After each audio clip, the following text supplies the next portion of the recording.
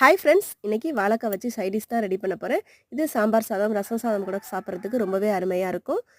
ஒரு பேனில் 1 டீஸ்பூன் அளவுக்கு கடலைப்பருப்பு, 1/2 டீஸ்பூன் உளுத்தம்பருப்பு, 1/4 டீஸ்பூன் மிளகு, 1 டீஸ்பூன் மல்லி சேர்த்து வறுத்துக்கலாம். கூடவே 2 வரமிளகாயும் சேர்த்து வறுத்துக்கலாம். 1 டேபிள் ஸ்பூன் அளவுக்கு தேங்காய் துருவல் சேர்த்துட்டு அதில் உள்ள ஈரப்பதம் போகிற அளவுக்கு வதக்கிக்கலாம். சூடு கம்ப்ளீட்டாக ஆறின பிறகு மிக்ஸி ஜாரில் சேர்த்து கொரகொரப்பாக பொடி அரைச்சி எடுத்துக்கலாம்.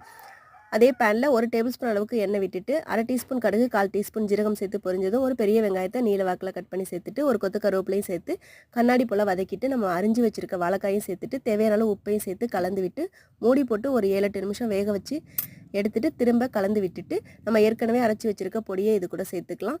சேர்த்துட்டு ஒரு 5-6 நிமிஷத்துக்கு நல்லா கலந்து விட்டு எடுத்தோன்னா ரொம்பவே அருமையான வாழைக்காய் வறுவல் ரெடி ஆகிடும்.